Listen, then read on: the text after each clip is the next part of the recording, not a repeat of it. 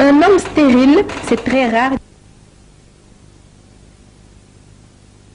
Un constat a été fait.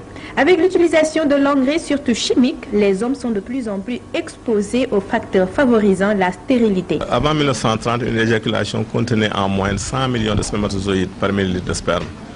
De nos jours, elle dépasse rarement 60 millions par millilitre. Certains chercheurs ont émis l'hypothèse que les pesticides et autres polluants naturels exercent une action oestrogénique, c'est-à-dire qui provoquent des réactions chimiques similaires à celles causées par l'hormone féminin sexuelle. Les causes énumérées par le tradipraticien Dr Samba Ndiaye ne sont pas les seules sources de stérilité chez l'homme. Certains sont innés, d'autres occasionnés par des maladies. On a les causes infectieuses d'abord, alors qui sont liées aux oreillons chez les enfants. On a les causes aussi des infections urinaires, telles que les infections à chlamydia.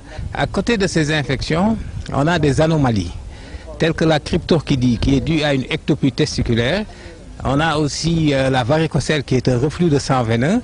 À côté de ces causes, on a les causes génétiques. La chaleur et certains métiers qui nécessitent beaucoup d'efforts physiques peuvent être aussi à l'origine de cette maladie. Toutefois, elle reste encore tabou dans nos sociétés et son acceptation encore moins facile chez les hommes. Avant, on ne les recevait pas trop parce qu'une stérilité masculine pour eux, ça se traitait chez le tradipraticien.